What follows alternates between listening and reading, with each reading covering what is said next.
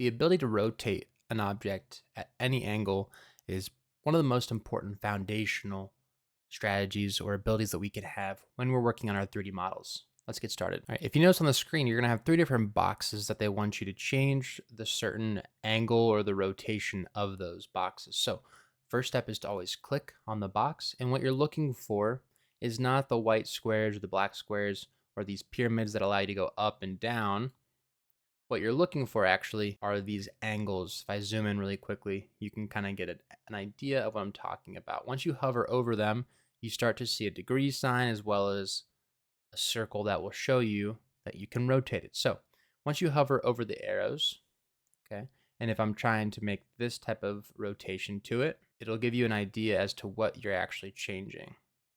So if you click and hold, you can test to see how to properly rotate the block. Again, just to show that again, I click on that block itself. I'm looking for, I can show different perspectives of it. I'm looking for the kind of curved arrows that are going to show you how to properly rotate the way that you want. Obviously, if you try this way, it's going to show that perspective of how you're changing the rotation. But again, clicking on the block, looking for the curved arrows, that's going to help you actually rotate the object. And then for the next one, we're not using the same one anymore. We're going to be using the arrows.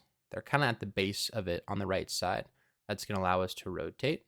And again, match it with the model example they want us to have. And then the very last one, once again, we can click. A lot of us are annoyed by this thing. All you have to do is click the up arrow. It gets rid of it. Right? And then the very last one is just going to have you. All right. Then the very last one, there is your final rotation. And there you go. There you have it. That's how you rotate all three of those boxes. Make sure you screenshot it and post it into Google Slides for me.